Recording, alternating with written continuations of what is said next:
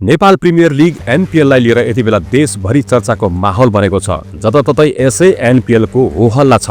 Nepal cricket संघ क्यानले आयोजना गर्ने फ्रेन्चाइज टी20 क्रिकेट प्रतियोगिता नेपाल प्रिमियर लिग एनपीएलमा 8वटा टिमहरू बीच प्रतिस्पर्धा गराउने निर्णय गरेकोमा टिमहरूको नाम घोषणा भई र अक्सनमा विभिन्न जिल्लाका कम्पनीहरूले बोली लगाई ती कम्पनी खरिद गरिसकेका छन्। ती 8वटा टोलीमा विराटनगर, जनकपुर, चितवन, काठमाडौँ, पोखरा, लुम्बिनी, कर्णाली र सुदूरपश्चिम रहेका छन्।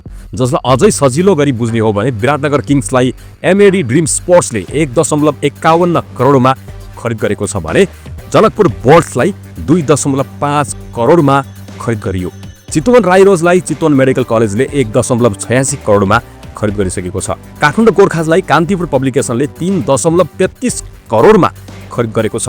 त्यसैगरी पोखरा एभेन्जर्सलाई नेपाल टी20 क्रिकेटले 3.57 करोडमा खरिद गरेको छ। यसैगरी लुम्बिनी लायन्सलाई फर्चुना हेल्थकेयरले 1.86 करोडमा खरिद गरेको छ। यसैगरी कर्णाली याक्सलाई हिमालयन बिल्डर्स एन्ड इन्जिनियरले 1.11 करोडमा खरिद गरेको छ। साथै सुदूरपश्चिम रोयल्सलाई एम्पायर स्पोर्ट्स म्यानेजमेन्टले 1.68 करोडमा खरिद गरेको छ। अब नेपाली टिमहरूका मालिकहरूले यस टुर्नामेन्टका लागि जुन टिम खरिद गर्नुपर्ने थियो खरिद गरिसकेका छन्। तर यति कम समयमा धेरै ठूलो तयारीका लागि उनीहरू लागि परेका छन् र उनको यस मेहनतलाई हेरेर उनको मेहनत सराहनीय छ। तर म यस पुरै टुर्नामेन्टलाई दुईवटा दृष्टिकोणले केलाएर हेर्ने प्रयास गर्दैछु। पहिलो भनेको जोरा स्पोर्ट्स म्यानेजमेन्ट प्रणाली र नेपाली क्रिकेटका पूर्व खेलाडी आमिर अख्तरले जुन नेपाल प्रिमियर लिग प्रणाली आफ्नो नाममा रहेको भन्दै क्यान विरुद्ध नै उनी लागि परेका छन्। यस्तो किन होला भनेर आम मानिसमा पनि कौतूहलता छ। आमिर अनुसार धनगढीमा नेपाल प्रिमियर लिग आयोजना गर्न लागेका थिए, तर पछि क्यानले एनपीएल आफैले आयोजना गर्ने भनेर आलोचना भएपछि उनले एभरेस्ट प्रिमियर लिगको सुरुवात गरे। त्यस पछाडिको वास्तविकता के हो? यसलाई जनताको अगाडि ल्याउनै पर्छ, यो आउनै पर्छ, किनकि कसैमाथि पनि अन्याय हुनु हुँदैन। अर्को भनेको यस नेपाल प्रिमियर लिग एनपीएलमा सिद्धार्थ बैंकले जुन मुख्य प्रायोजकका लागि नेपाल क्रिकेट संघ क्यानसँग जुन सम्झौता गरिसकेको छ त्यसमा क्यानका सचिव पारस खड्काले आफै भने अनुसार यो प्रायोजन नेपाली खेलकुदको अहिलेसम्मकै ठूलो भएको बताएका थिए। तर उनले रकम भने खुलाएका थिएनन्। लगभग 1 अर्ब बराबरको रकम भनेर विवाद सुरु भएपछि एकाएक के खबर बाहिरिन्छ भने सिद्धार्थ बैंकले 5 वर्षको प्रायोजन बापत क्यानलाई 20 करोड दिनेछ, जसमा वर्षको 4 करोड हुन आउँछ। अब यसमा खास के हो भनेर जानकारी दिन किन सबैजना अन्गनाइरहेका छन्, यो अचम्मको विषय हो। यो त ठिक छ, तर अब खुसी छ कि यसपालि एनपीएल आयोजना हुँदैछ। तर विवादै विवाद रहेको एनपीएल अहिले आएर कसरी सहज रूपमा आयोजना हुन लाग्यो, यो विषय पनि रोचकै रहेको छ। पहिलो पटक यो एनपीएल तब विवादमा आयो जब नेपाल क्रिकेट संघ क्यानले भारतीय कम्पनीलाई बिना प्रतिस्पर्धा 10 वर्षका लागि 42 करोड रुपियाँ लिएर नेपाल प्रिमियर लिग टी20 क्रिकेट प्रतियोगिता यानी कि एनपीएल टी20 आयोजना गर्न दिने प्रस्तावको चर्को आलोचना भएको थियो।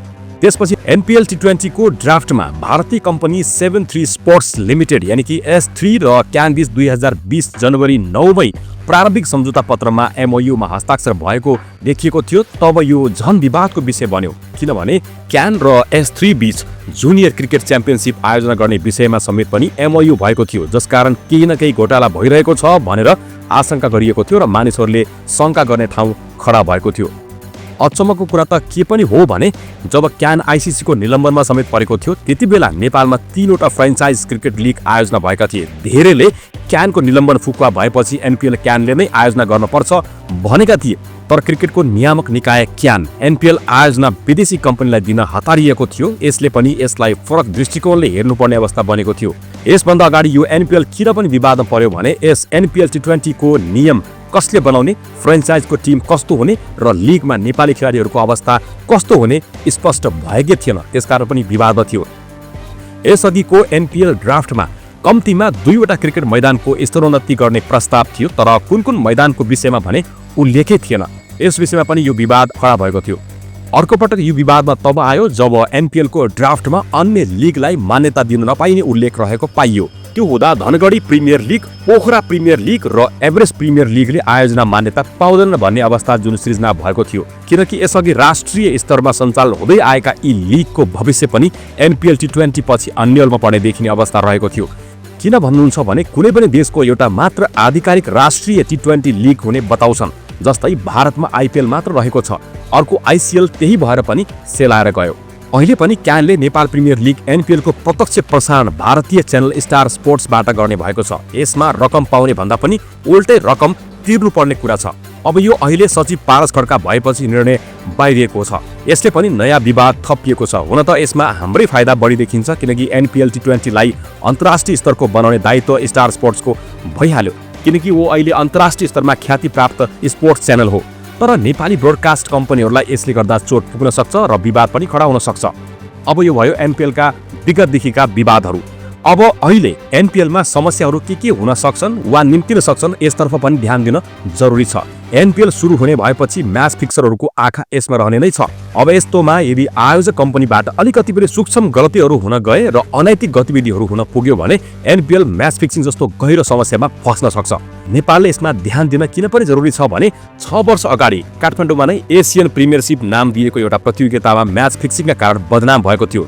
केही वर्ष अगाडि अन्तर्राष्ट्रिय क्रिकेट परिषद ICCबाट आंशिक प्रतिबन्ध ठुकुवा भएको नेपाल क्रिकेट संघ यदि फेरि म्याच फिक्सिङ जस्तो काण्डमा मुछिएमा त्यसले लामो प्रतिबन्ध भोग्नु पर्ने हुन सक्छ र क्रिकेट संघसँग भ्रष्टाचार विरुद्ध र प्लेयर कोड अफ कन्डक्टको ठोस व्यवस्था नभएकोले पनि अझ विशेष सावधानी आवश्यक रहेको बताइन्छ।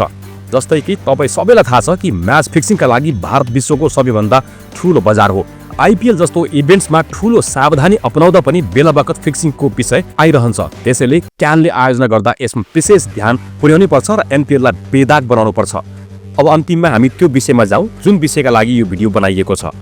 जसरी भारतमा IPL को भिजन र मिसन बनाउने ललित मोदी थिए, त्यसै गरी अहिले नेपालमा यसमा प्रमुख अनुहार बनेका केही छन् जसको बारेमा नाम लिन यहाँ यति आवश्यक छैन। उनी एकदम जिम्मेवार पदमा छन् र विगतमा पनि उनले नेपाली क्रिकेटका लागि गरेको उनको योगदान अविस्मरणीय छ।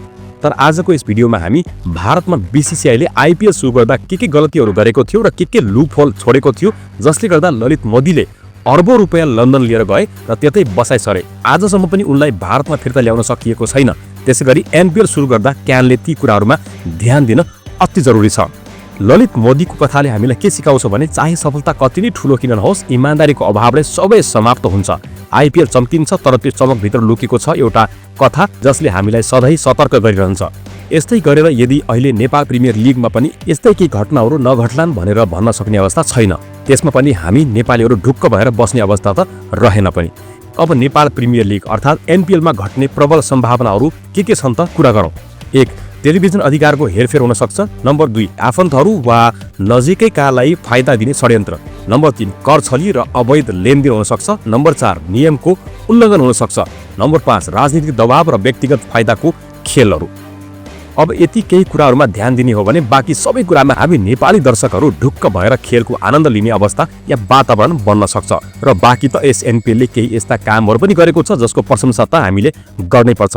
यसभन्दा अगाडि आयोजना भएका विदेशी T20 का लिगहरू जस्तै PSL, BBL समेतले नपाएको लोकप्रियता अहिले NPL ले पाएको छ। अर्को भनेको IPL जस्तो विश्वकै ठूलो लिग बाहेक अन्य कुनैमा पनि अधिकतम 6 वटा टिमहरूको साथमा टुर्नामेन्टको आयोजना भएको देख्न सकिन्छ। तर NPL ले आफ्नो पहिलो सिजनमै 8 वटा टिमहरूबाट खेल सुरु गर्दा विश्व नै चकित परेको छ। नम्बर 3. यसभन्दा अगाडि आयोजना भएका लिग PSL, BBL र G20 जस्ता लिगहरूमा कुनै पनि भारतीय खेलाडीहरूले खेलेको रेकर्ड भने छैन। तर NPL मा केही भारतीय खेलाडीहरूको नाम आइसकेको छ, चाहे त्यो खेलाडीमा होस् वा मेन्टरमा होस्। यो आफैमा खुसी लाग्दो कुरा हो। नम्बर 4. यसभन्दा अगाडिका PSL, BBL र G20 जस्ता लिगहरूको प्रसारण OTT वा अन्यत्र सामान्य च्यानलहरूबाट गरिएको थियो भने NPL लाई भारतको सबैभन्दा ठूलो ब्रान्डेड स्पोर्ट्स च्यानल स्टार स्पोर्ट्सबाट सिधा प्रसारण गरिँदैछ। यो सबैभन्दा ठूलो कुरा हो। नम्बर 5. केही स्रोतको मान्य हो भने यस NPL लिगमा DRS सिस्टमलाई पनि लागू गरिनेछ। यदि यो भयो भने यो आफैमा सुखद कुरा हो। नम्बर 6. जुन हिसाबको लोकप्रियता यसले पाएको छ र अब खेलको व्यवस्थापन हुँदासम्म पनि यसले यसै किसिमको लोकप्रियता पायो भने र यस्तै समय रहिरह्यो भने केही आउने समयमा क्यानले नेपाली क्रिकेटको स्तर धेरै माथिसम्म लिएर जान सक्ने अवस्था प्रबल छ। धन्यवाद।